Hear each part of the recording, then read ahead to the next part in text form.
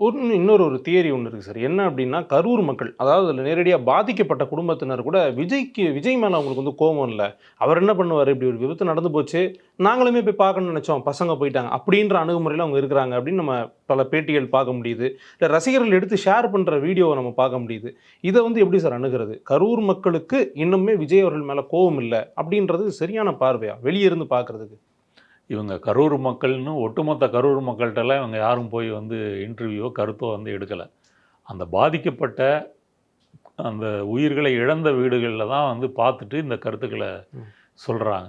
அவங்க ஆரம்பத்துல இருந்தே அவங்க என்ன சொல்ல வராங்க, அதாவது விஜயினுடைய அரசியல் என்ன பேசப் போறாரு? அவருடைய கட்சியுடைய கொள்கை வந்து என்ன?